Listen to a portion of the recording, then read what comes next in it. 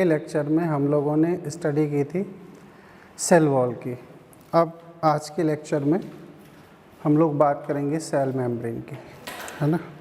Cell membrane अपने आप में काफ़ी इम्पॉर्टेंट है और इस वजह से इसमें काफ़ी अच्छी इन्फॉर्मेशन, क्वेश्चन भी बहुत अच्छे से आते हैं। सेल मेम्ब्रेन, सेल मेम्ब्रेन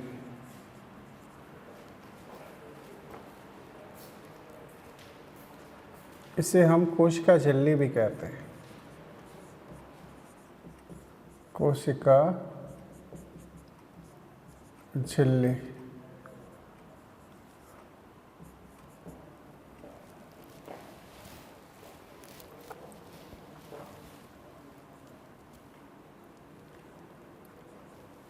अब इसके बाद में इसकी डिटेल स्टडी कुछ इस तरीके से।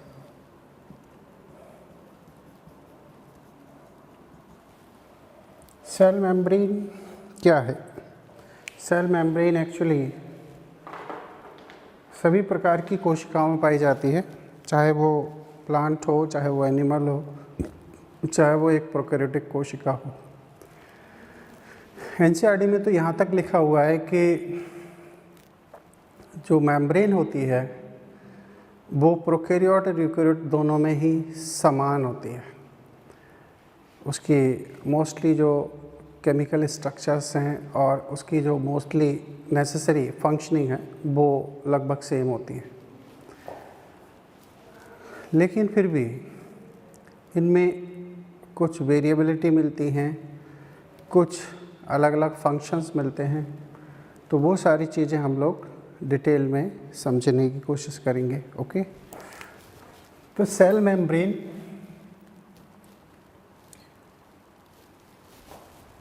का जो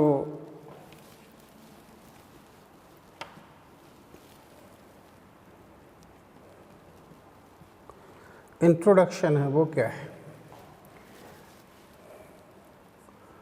कोशिका झिल्ली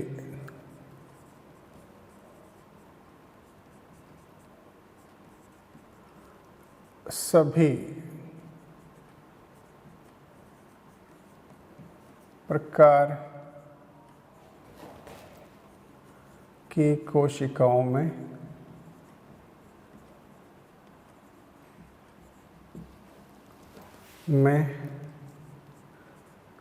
होती है।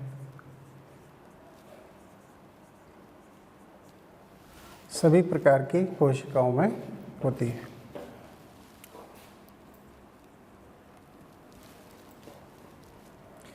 यह प्रोकैरियोट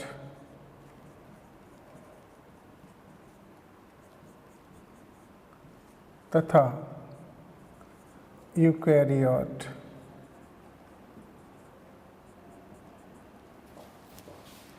कोशिका में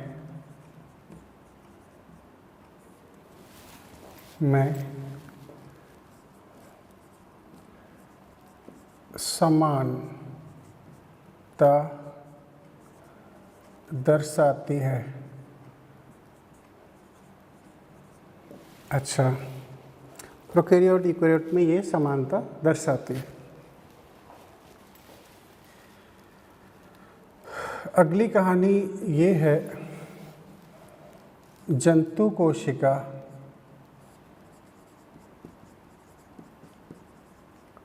में यह बाह्यतम परत,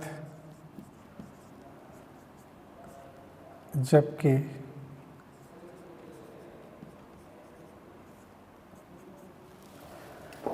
पादप कोशिका में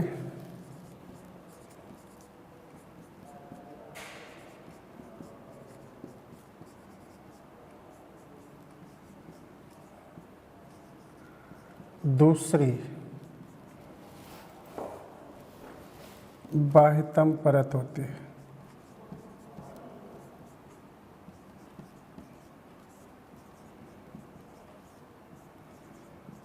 होती है। दूसरी बाह्यतम परत, क्यों? क्योंकि बाहरी जो सरफेस होती है प्लांट के अंदर वो एक्चुअली सेल वॉल होती है। तो दूसरी जो प्रोटेक्टिव लेयर है वो कहीं ना कहीं मेम्ब्रेन है। अच्छा, इसका नेचर कैसा है? यह है जीवित होती है, अर्ध पारगम्य होती है, लचीली होती है,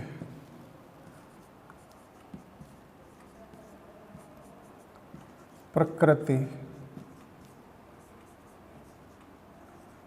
दर्शाती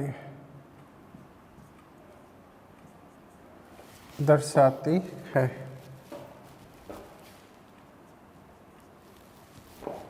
ये बात हो गई। अब इसके कुछ नाम हैं। J.Q. प्लाउ एक साइंटिस्ट हुए हैं, ने इसे प्लाज्मा लेमा नाम दिया था। J.Q. प्लाउ ने सबसे पहले से प्लाज्मा लेमा नाम दिया। उसके बाद रॉबर्टसन ने इकाई झिल्ली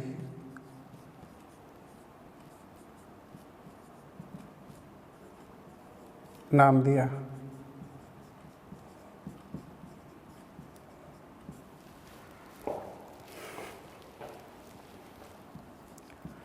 अच्छा, इसे हम बायोमेम्ब्रेन या जैविक झिल्ली के नाम से भी जानते हैं।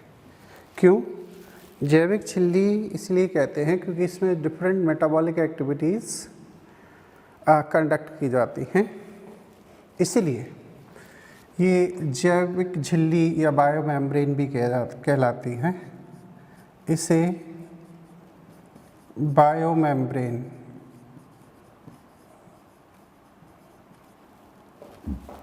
जैविक झिल्ली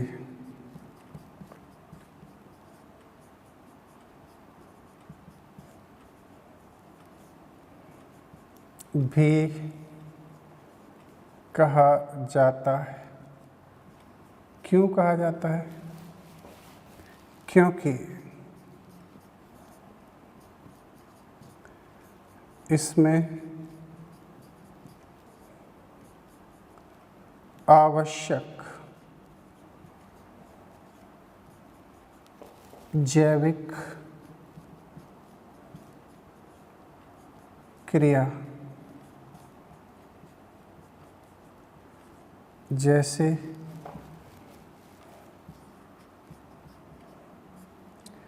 अवशोषण,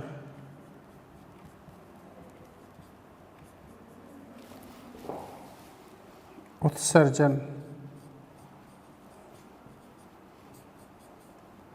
स्त्रावण,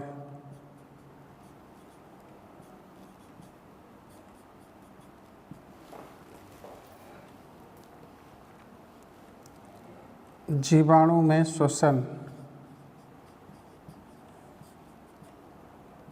झिल्ली में श्वसन जैसे कार्य संपन्न होते हैं।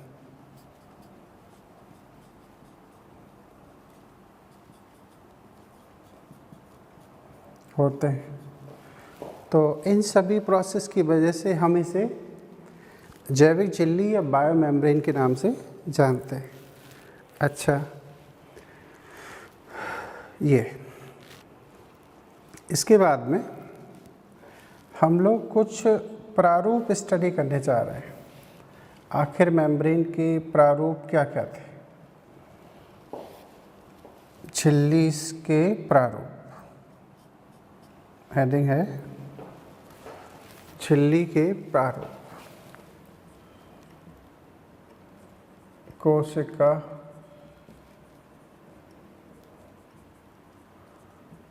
झिल्ली के प्रारूप। प्रारूप से मतलब है मॉडल। पहला जो मॉडल आता है उसे हीलियर हॉफमैन ने दिया था। तो मिसेल मॉडल कहते हैं। फर्स्ट जो मॉडल था वो था मिसेल प्रारूप। इसे देने वाला जो साइंटिस्ट था वो था हीलियर एवं हॉफमैन। इसे हीलियर एवं हॉफमैन ने प्रदर्शित किया। तो किस टाइप का प्रारूप था? जो सबसे पहला मेम्ब्रेन का प्रारूप माना जाता है। इन्होंने पाया कि कुछ इस तरीके से प्रोटीन की बाहर लेयर होती है और बीच में यहाँ पर फॉस्फोलिपिड के मॉलिक्यूल्स होते हैं इस तरीके से। हालांकि कहा जाता है कि मेम्ब्रेन का सही मायने में जो स्वरूप है उसकी स्टडी 1950s के बाद हुई थी, क्योंकि उसके बाद ही इलेक्ट्रॉन माइक्रोस्कोप की खोज हुई थी। तो ये है protein layer and this is phospholipid. Phospholipid के मॉलिक्यूल्स हैं और बाहरी हिस्से में हम देख रहे हैं प्रोटीन की लेयर। अब दूसरा जो मॉडल था वो था बाइलैमिलर मॉडल।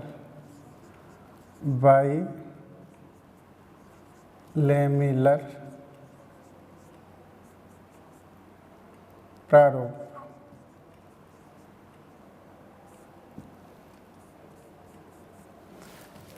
बाइलैमिलर प्रारूप। इसे एक्सप्लेन करने वाला साइंटिस्ट था, इसे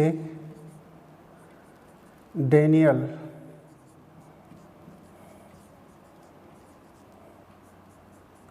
एवं डेविडसन ने प्रदर्शित किया।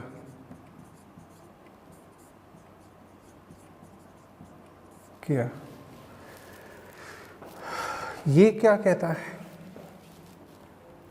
ये प्रारूप ये कहता है कि ये मेम्ब्रेन की दो आउटर मोस्ट लेयर हैं जो प्रोटीन से बनी हुई है।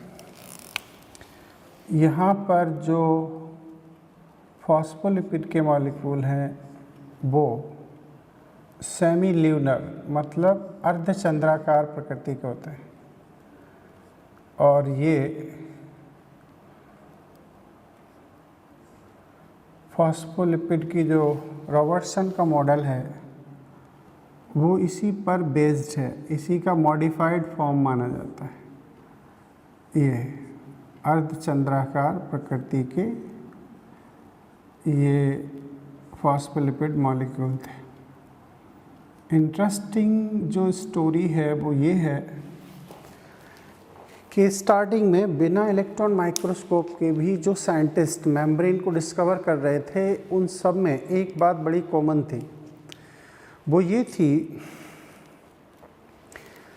कि वो ये मानते थे कि प्रोटीन बाहरी सरफेस पर है और फॉस्फोलिपिड के जो मॉलिक्यूल्स हैं वो इनर सरफेस पर है। तो ये उन्होंने कहा कि ये प्रोटीन है, ये इन्होंने कहा कि ये फॉस्फोलिपिड लेयर है और फिर इन्होंने इसे भी प्रोटीन माना। तो protein, lipid, lipid and protein, इस तरीके से इन्होंने सैंडविच मॉडल, इसे बाइलेमिनर के साथ साथ में सैंडविच मॉडल भी कहते हैं। सैंडविच का मतलब होता है कि जब देखते हैं दो ब्रेड के बीच में कुछ सब्सटेंस फिक्स रहता है उसमें, वैसे ही दो प्रोटीन के लेयर के बीच में यहाँ पर फॉस्फोलिपिड के मॉलिक्यूल प्रेजेंस, तो इसलिए इन्होंने बाइलेमिनर इसे नाम दिया। इनके लिए बहुत ज़्यादा इन्फॉर्मेशन की रिक्वायरमेंट नहीं है, लेकिन हमें मेम्ब्रेन के स्ट्रक्चर को समझने के लिए इनकी ज़रूरत पड़ती है, रिक्वायर्ड है, इसलिए मैं इनकी बहुत ज़्यादा डिटेल आपको नहीं दे रहा हूँ। अब ये जो तीसरा मॉडल है, तीसरा मॉडल है यूनिक मेम्ब्रेन मॉडल, इकाई झिल्ली प्रारूप, यूनिट मेम्ब्रेन मॉडल। इसे एक्सप्लेन करने वाला साइंटिस्ट था, इसे रॉबर्टसन ने प्रतिपादित किया।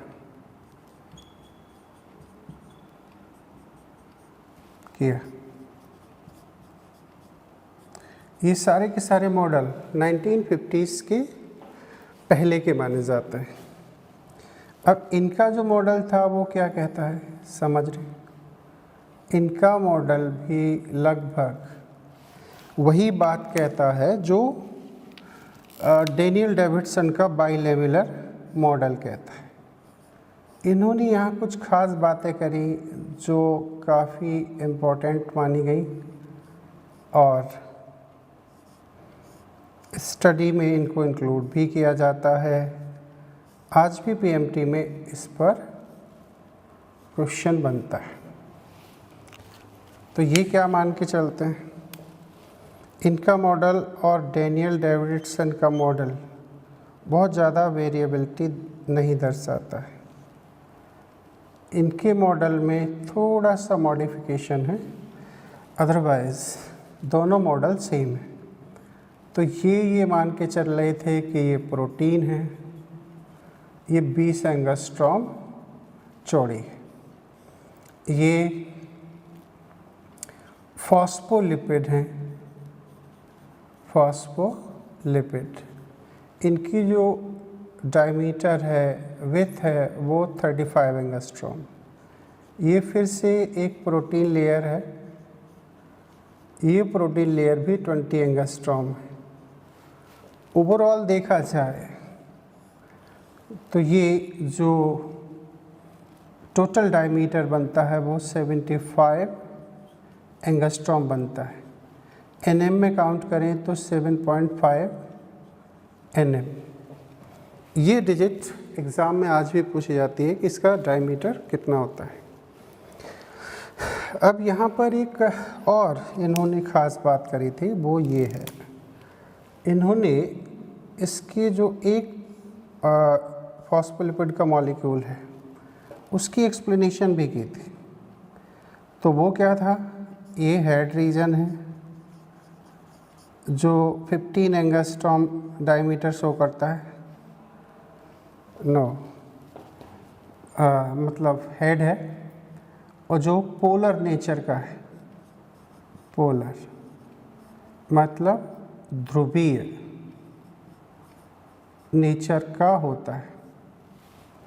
और ये जो है ये टेल, इन्होंने कहा दिस इज टेल।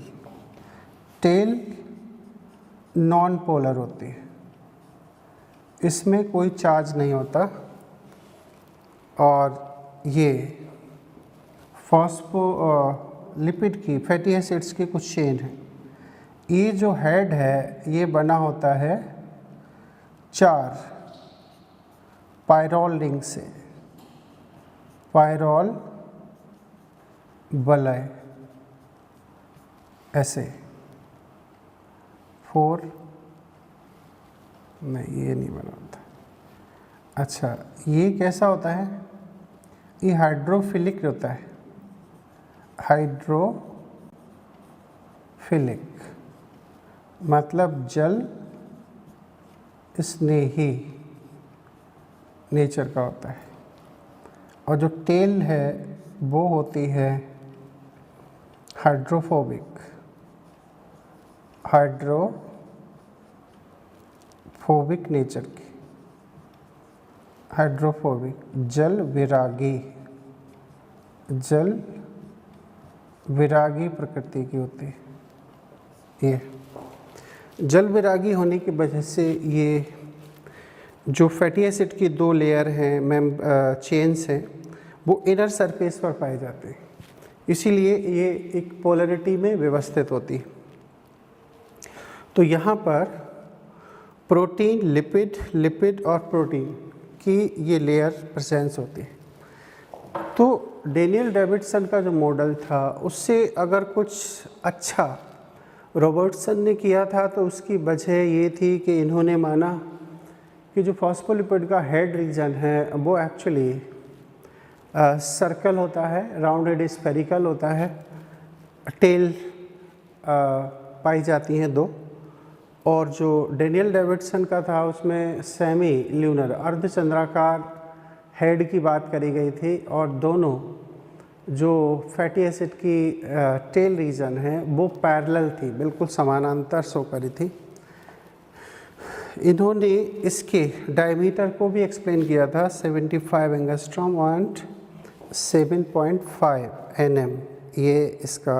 इन्होंने इसके हाइड्रोफोबिक और हाइड्रोफिलिक नेचर को भी एक्सप्लेन किया था। ये एक स्ट्रक्चर जो हम देख पा रहे हैं इस टाइम, ये फॉस्फोलिपिड के एक मॉलिक्यूल का स्ट्रक्चर है। अब जो हम लोग मॉडल पढ़ने जा रहे हैं वो काफ़ी इम्पोर्टेंट है, इसमें काफ़ी एक्सप्लेनेशन भी है, तो इसे हम अच्छे से समझें क्योंकि ये मोर अप्रूव्ड मॉडर्न मॉडल माना गया है। ये एनसीईआरटी में भी इसका डायग्राम है, एक्सप्लेनेशन है, तो हमारे लिए ख़ास है। लेकिन एक्चुअली स्टार्टिंग से जो इसकी स्टडी चल रही थी वो कुछ इन्हीं मॉडल से हम लोग समझ सकते हैं, जैसा कि आप सामने देख रहे हैं। अब जो सबसे मोर अप्रूव्ड मॉडल है वो है fluid mosaic model, mosaic model.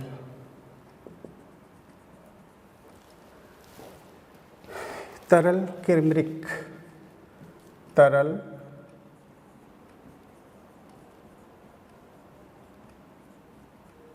किरमिरिक प्रारूप। इसे एक्सप्लेन करने के लिए जो साइंटिस्ट आता है वो है सिंगर एंड निकोलसन। इन पर क्वेश्चन अक्सर आता है, एनसीईआरटी में इनकी बात करी गई है, तो कह सकते हैं कि इसे सिंगर तथा निकोलसन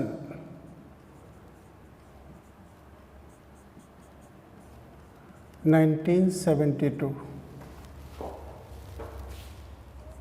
ने प्रतिपादित किया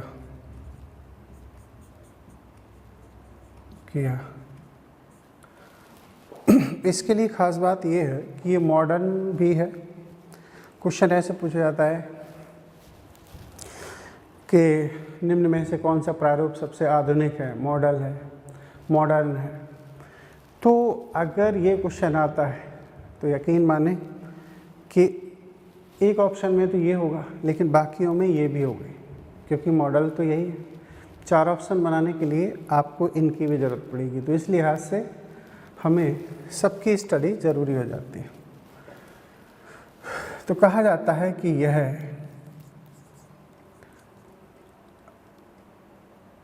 सर्वमान्य एवं आधुनिक प्रारूप माना जाता है।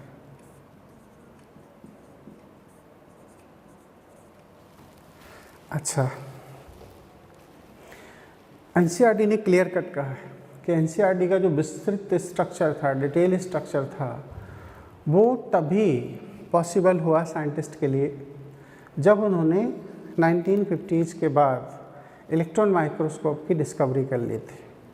तो 1950s में इलेक्ट्रॉन माइक्रोस्कोप डिस्कवर हो गई, ख़ासतौर से 53 में, लेकिन ये मॉडल आता है 1972 में। तो जाहिर सी बात है कि सिंगर निकोलसन मेम्ब्रेन को बहुत अच्छे से अध्ययन कर चुके थे, क्योंकि इनके पास माइक्रोस्कोप की सुविधा थी। तो कह सकते हैं झिल्ली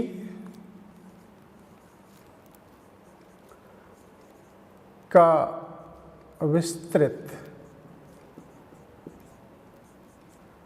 अध्ययन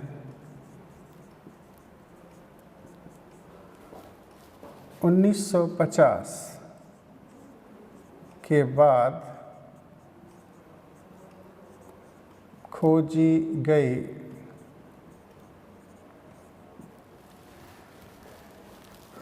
इलेक्ट्रॉन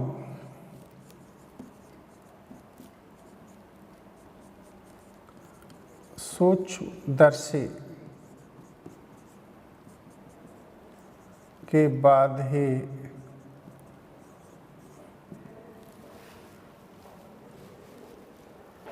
संभव हुआ।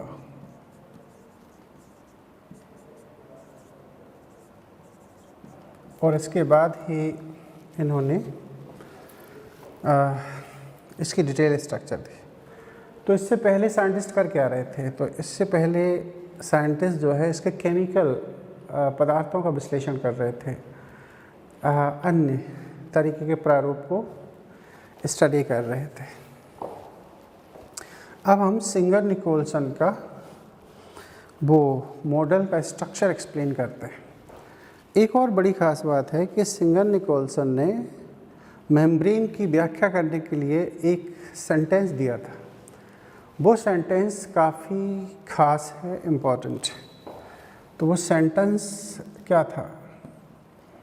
Protein iceberg in the sea of lipid, protein iceberg in the sea of lipid। इनके अनुसार ये बात थी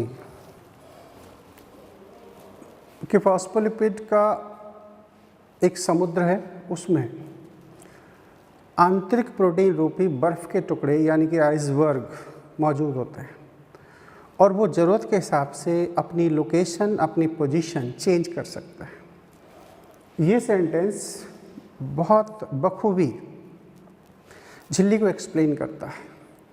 वास्तविकता ये है क्योंकि एनसीईआरटी में झिल्ली की तरलता की बात करी गई है, हम भी अभी उसकी एक्सप्लेनेशन करेंगे, तब भी हमें इस सेंटेंस से ही रिलेटेड इन्फॉर्मेशन समझ में आएगी।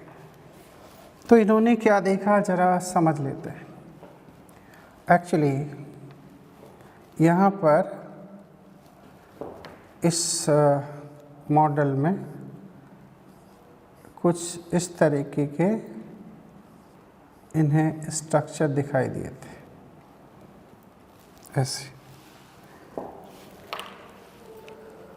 अब यहाँ इन्होंने कहा था कि इसमें कुछ इस तरीके की प्रोटीन मौजूद होते हैं जो पूर्णतः धसे होते हैं या फिर आंशिक रूप से इस झिल्ली में मौजूद होते हैं। इस तरीके से,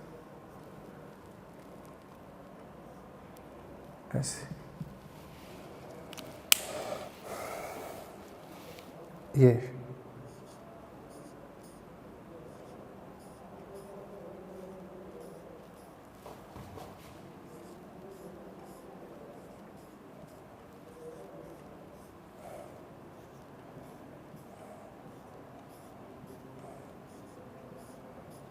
कुछ इस तरीके से।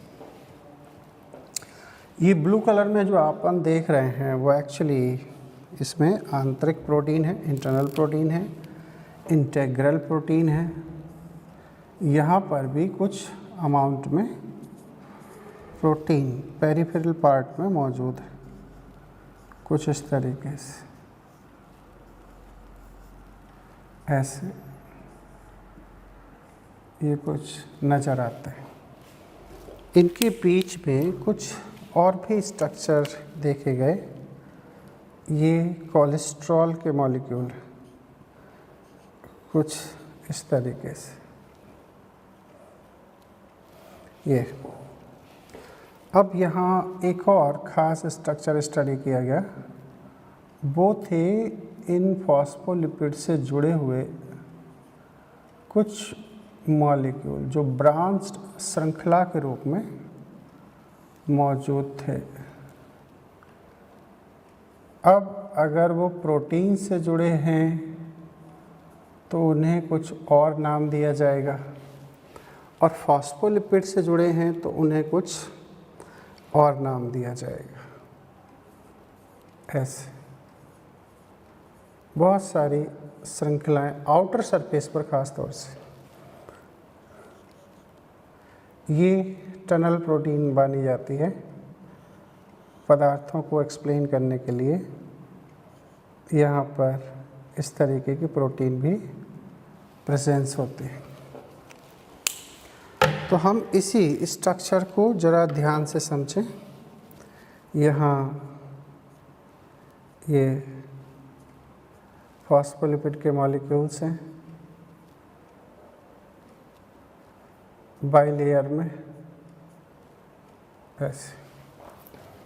तो ये जो स्ट्रक्चर हम देख रहे हैं इसे हम कहेंगे, ये लिपिड है, लिपिड से जुड़े हुए कार्बोहाइड्रेट हैं। इसे हम कार्बोहाइड्रेट कह सकते हैं, यानी ग्लूकोज कह सकते हैं। कार्बोहाइड्रेट, ये कार्बोहाइड्रेट है, तो हम कहेंगे इसे ग्लाइकोलिपिड,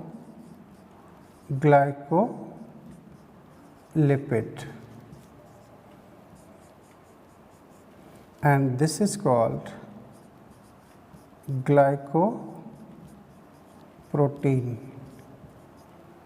ये इन दोनों को मिलाकर हम कहेंगे कार्बोहाइड्रेट भी इसमें मौजूद हैं, मतलब झिल्ली में। हम बाकी मॉडल्स को देखें तो इसमें कार्बोहाइड्रेट की प्रेजेंस नहीं है, उनमें सिर्फ फॉस्फोलिपिड एंड प्रोटीन की बात करी गई है। लेकिन 1950s के बाद में इलेक्ट्रॉन माइक्रोस्कोप की जब रिसर्च आई उसके बाद इसमें सिंगर निकोलसन से माना कि इसमें कार्बोहाइड्रेट भी प्रेजेंस होता है। ये जो हम देख रहे हैं ये इंटरनल प्रोटीन है, आंतरिक प्रोटीन, आंतरिक प्रोटीन ये, और ये बाहरी प्रोटीन। एक बार फिर से एक्सप्लेन करते हैं, ये बाह्य प्रोटीन,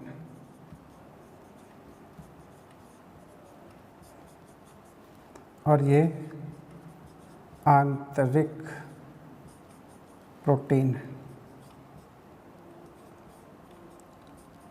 प्रोटीन का जो कंटेंट होता है ख़ास तौर से आरबीसी के अंदर, ह्यूमन आरबीसी में, तो ये 52% होता है। किसमें? Human RBC. की जो मेम्ब्रेन है उसमें 52% है अकॉर्डिंग टू एनसीईआरटी। ये percentage cell to cell vary करता है, अलग अलग हो सकता है। ये यहाँ पर फॉस्फोलिपिड है, फॉस्फोलिपिड ये मॉलिक्यूल्स हैं, और ये है कोलेस्ट्रॉल।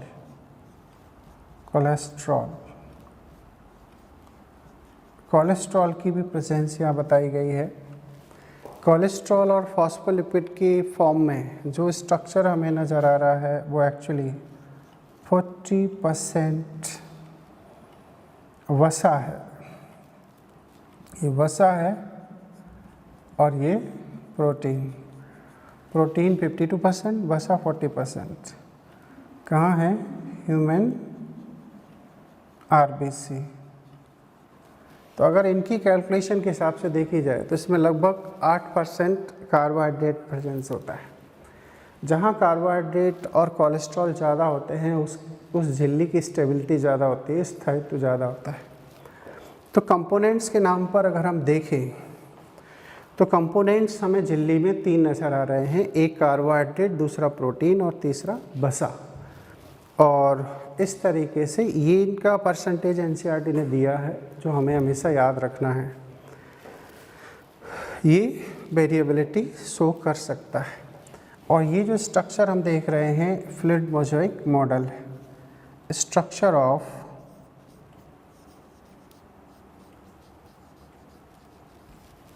फ्लूइड मोज़ेक मॉडल का ये स्ट्रक्चर है। यस, अब हम फर्दर बातें करते हैं, फर्दर स्ट्रक्चर स्टडी करते हैं जो इसमें स्टडी किया गया।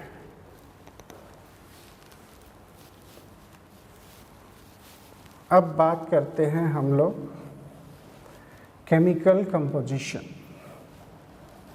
रासायनिक अध्ययन।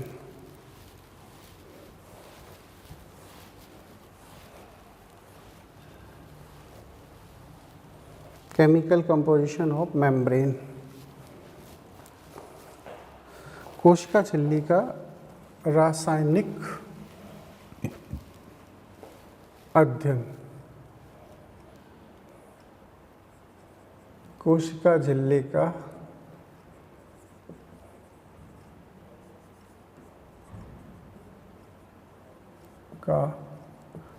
रासायनिक संगठन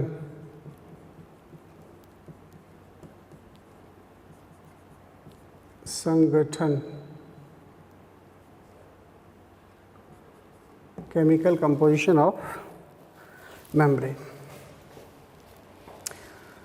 तो जब इनिशियल स्टेज पर स्टडी चल रही थी तो एनसीईआरटी की एक लाइन है, उसमें कहा गया है कि झिल्ली में सबसे पहले ग्लिसराइड्स को स्टडी किया गया था, यानी कि वसा को सबसे पहले अध्ययन किया गया। उसके बाद में उसमें प्रोटीन को स्टडी किया गया, प्लस उसमें कार्बोहाइड्रेट कंपोजिशन को भी स्टडी किया गया। प्रारंभ में झिल्ली के अंदर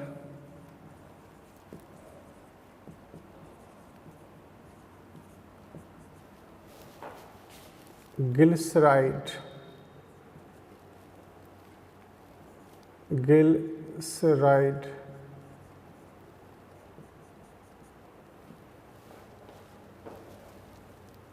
को खोजा गया।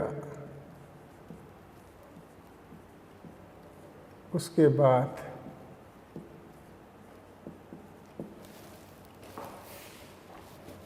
प्रोटीन तथा कार्बोहाइड्रेट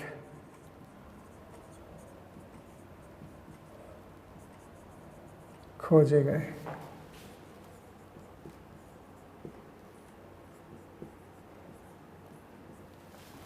प्रोटीन तथा कार्बोहाइड्रेट्स को खोजा गया है। यस, तो एक एक की बात करी जाए तो प्रोटीन इसमें क्या है, कितना परसेंटेज है। अच्छा, एक लाइन और खास है, झिल्ली का रासायनिक संगठन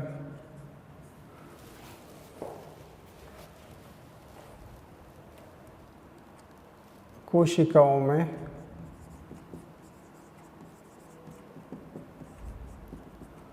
अलग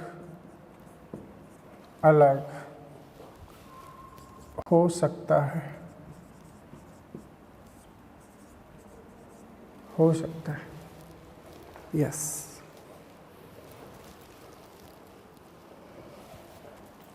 अब प्रोटीन, इसमें प्रोटीन क्या है, तो ह्यूमन आरबीसी में तो कहा गया है कि प्रोटीन 52% है। मनुष्य के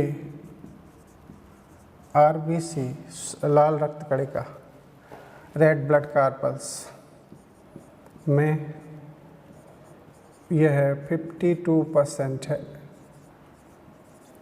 बदल सकता है, ये 60% तक जा सकता है डिफरेंट सेल में। काम क्या करता है, इसके द्वारा झिल्ली को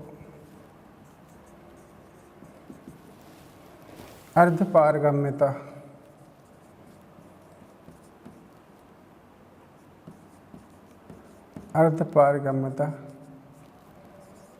चयनात्मक पारगम्य बनाया जाता है,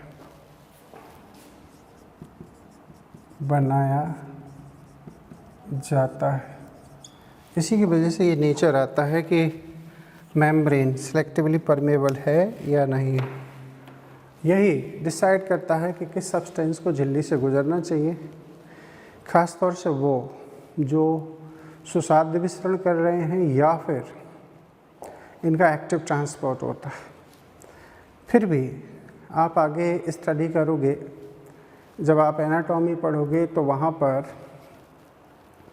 एंडोडर्मिस में ये बात कही गई है कि protein molecule presence in membrane of endodermis act as a checkpoint।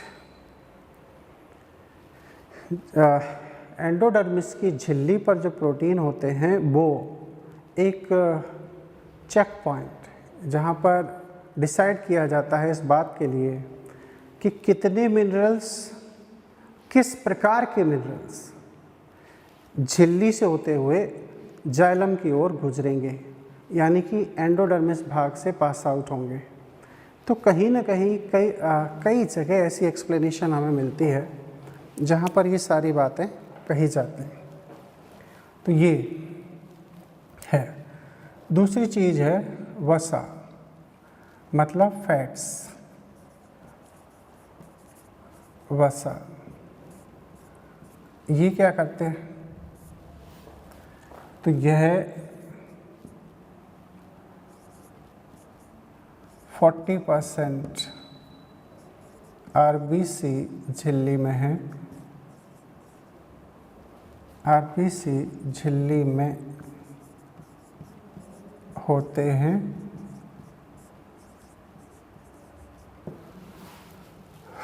ये क्या करते हैं, यह झिल्ली को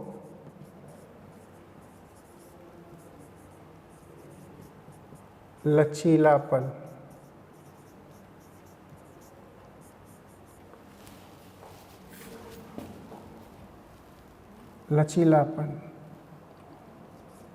तन्यता की प्रकृति प्रदान करते हैं।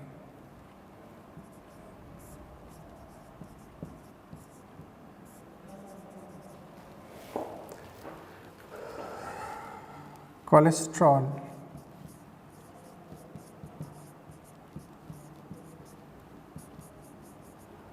जंतु कोशिका झिल्ली को स्थायित्व प्रदान करता है, स्थायित्व प्रदान करता है, स्टेबिलिटी प्रोवाइड करता है। इसके बाद में कार्बोहाइड्रेट, कार्बोहाइड्रेट यानी कि कार्बोहाइड्रेट, ग्लूकोज, शर्करा कह सकते हो।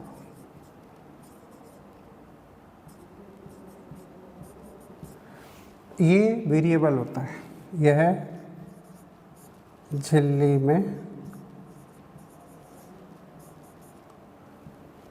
1 से 8% हो सकता है। इसका काम क्या है? ये ग्लाइकोप्रोटीन ग्लाइकोलिपिड के रूप में होता है। इनका काम होता है किसी भी फॉरेन पार्टिकल, चाहे वो फूड हो, चाहे वो कोई टॉक्सिक पदार्थ हो, चाहे वो कोई पैथोजन हो, उसके साथ में जुड़कर उसे डिटेक्ट करते हैं, समझते हैं कि ये सेल के लिए हार्मफुल है, ये यूजफुल है, तो एडिशन का काम करते हैं, इंटरेक्शन का काम करते हैं, उससे अन्योन क्रिया स्थापित करते हैं। तो कह सकते हैं यह झिल्ली की बाहरी सतह पर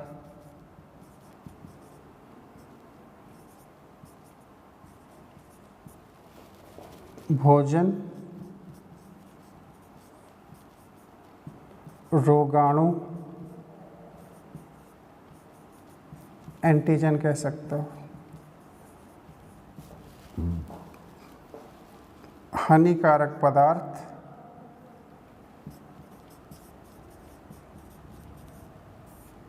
पदार्थ से अन्योन क्रिया करते हैं। ऐसे इंटरेक्शन विथ फॉरेन पार्टिकल्स। ये अब यहाँ बड़ी ही इंटरेस्टिंग स्टडी करने जा रहे हैं, वो है झिल्ली की तरलीयता, फ्लूइडिटी ऑफ मेम्ब्रेन। झिल्ली की तरलीयता, झिल्ली की तरलीयता,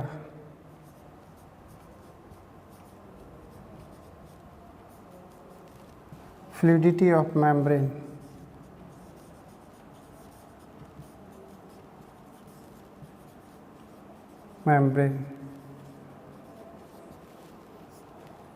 तो फ्लूइडिटी ऑफ मेम्ब्रेन में क्या कहा गया है? एनसीईआरटी कहती है अगर ये आंतरिक प्रोटीन, इंट्रिंसिक प्रोटीन, इन दोनों फॉस्फोलिपिड की मेम्ब्रेन में जिस दर से, जिस रेट से, जिस स्पीड से पार्श्व दिशा में, लेटरल साइड में अभिगमन करती है, वो उस झिल्ली की तरलता को दर्शाती है। कहा जाता है, इंग्लिश में कहें तो fluidity of membrane represented by the lateral movement of intrinsic protein within both layer of phospholipid towards the lateral side, lateral side में किस तरीके से इनका मूवमेंट होता है वो डिसाइड करता है कि ये कितनी तरलीयता को दर्शाते हैं। तो कह सकते हैं इसके द्वारा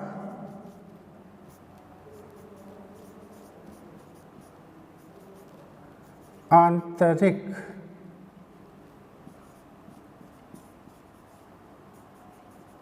प्रोटीन के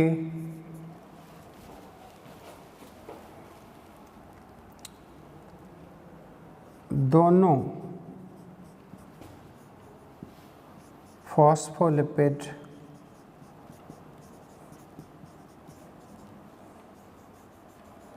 परतों में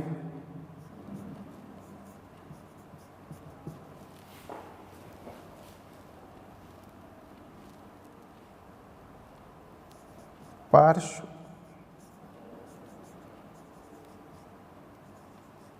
अभिगमन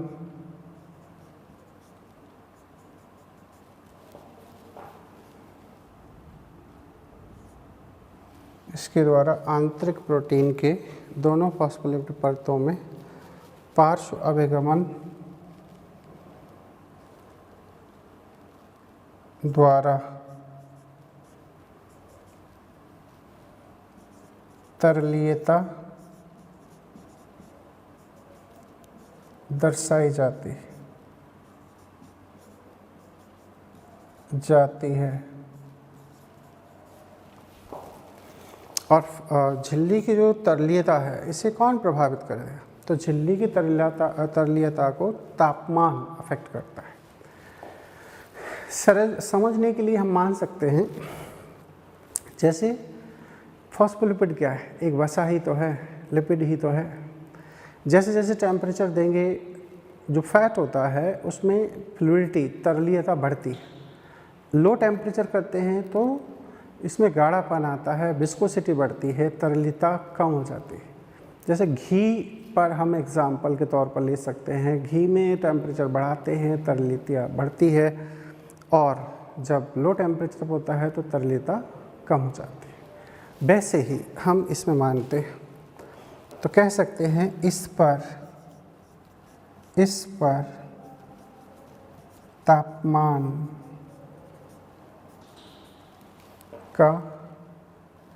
तापमान तथा दाब का प्रभाव पड़ता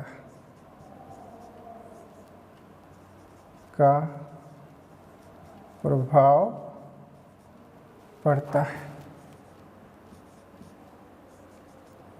तो ये है तरलीयता। अब हम बात करने चाह रहे हैं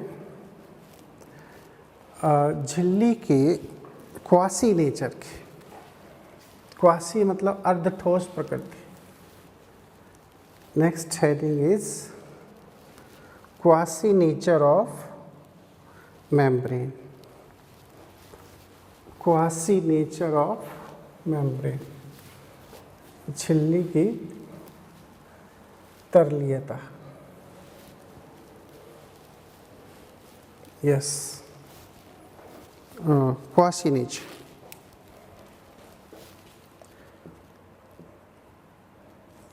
क्वासी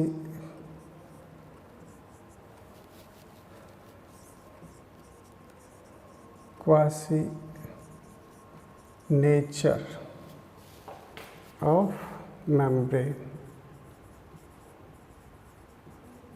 मतलब अर्धठोस प्रकृति।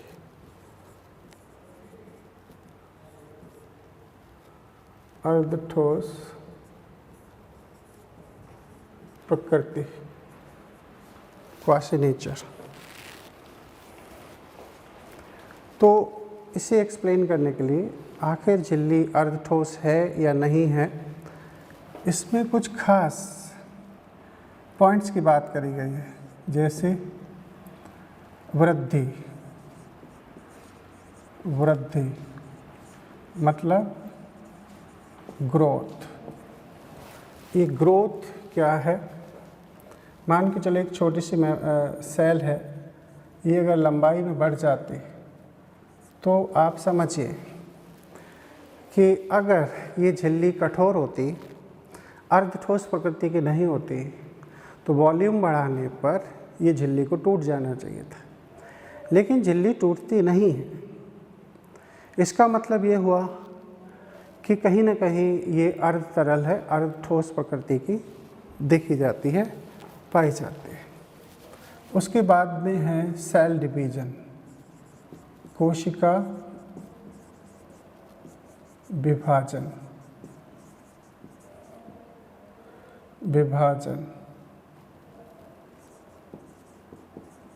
Cell division. सेल डिवीजन को समझिए। एक सेल है, उससे 2 डॉटर सेल बनती है, लेकिन झिल्ली में कहीं जॉइंट नहीं बनता। झिल्ली जैसी है अर्धतरलीय प्रकृति की, अर्धपारगम प्रकृति की, चयनात्मक पारगम प्रकृति की, वो एज इट इज बनी रहती है। जैसे एक धागा है, धागे की रिंग है, अगर आपसे कहा जाए कि धागे की रिंग को तोड़कर 2 रिंग बनानी है तो जाहिर सी बात है एक कनेक्टिंग पॉइंट आएगा, गठान बनेगी। लेकिन झिल्ली ऐसा नहीं करती। एक है सेल मेम्ब्रेन, ये 2 सेल में बट जाती है। बटने के बाद भी इसमें कोई कनेक्टिंग पॉइंट नज़र नहीं आता। इसका मतलब ये हुआ कि ये एक शहद नुमा संरचना है, ये एक कोलॉइडल स्ट्रक्चर है। जैसे मिल्क होता है, प्योर मिल्क, ब्लड होता है, जैसे जेल होते हैं बहुत सारे, वो अर्धठोस प्रकृति को प्रदर्शित करते हैं। वैसा ही नेचर हमारी झिल्ली का है। और अगर ऐसा नेचर नहीं होता तो हमें फिर इन चीज़ों को समझने में आसानी नहीं होती, इनमें हमें कुछ और चीज़ें दिखाई देती। तीसरा जो पॉइंट है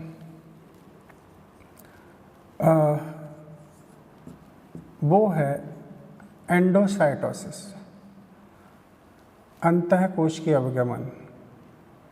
एंडोसाइटोसिस, या हम कहें कोशिका भक्षण, कोशिका भक्षण, जिसे हम फैगोसाइटोसिस भी कहते हैं। मान के चलो एक अमीबा है, ये अमीबा है, ये डिफरेंट फूड को अपनी सेल में एंटर कराता है। ये फूड पार्टिकल है, फूड, और ये मेम्ब्रेन है, मेम्ब्रेन। तो सोचने की बात ये है कि ये जो फूड पार्टिकल है, मेम्ब्रेन अंदर की तरफ ग्रुप बनाती है ऐसे, और ये फूड पार्टिकल अंदर चला आता है, और फाइनली ये membrane as it is revive हो जाती है। फूड पार्टिकल अंदर सेल के पहुंच जाता है, यानी कि एक ठोस पार्टिकल अंदर चला आया, इसे हम कहते हैं फैगोसोम। लेकिन झिल्ली को देखो, झिल्ली एज इट इज रिवाइव हो गई है, इसमें पोर नहीं बना है।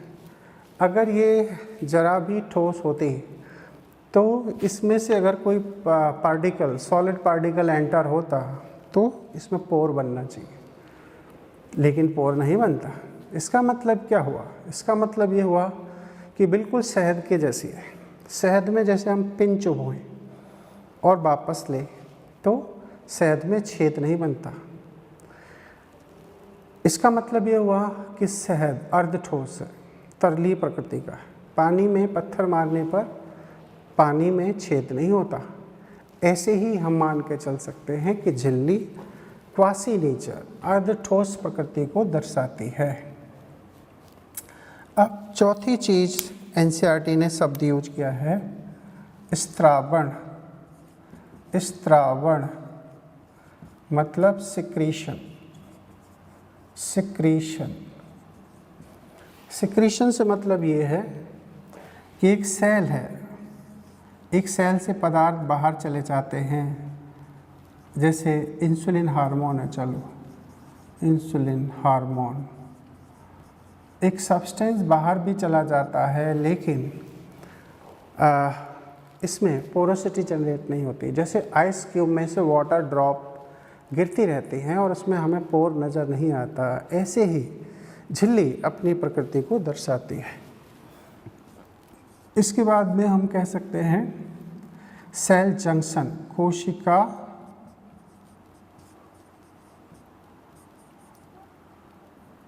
संबंध, सेल जंक्शन। ये तो सेल जंक्शन के नाम पर हम देखें, जैसे आगे चल के देखोगे आप, डेस्मोसोम है, डेस्मोसोम, प्लाज्मोडेस्मेटा, मेटा, टाइट जंक्शन है, टाइट जंक्शन आदि। ये सब क्या है? ये झिल्ली के अंतर संबंध है आदि, झिल्ली के संबंधों को दर्शाते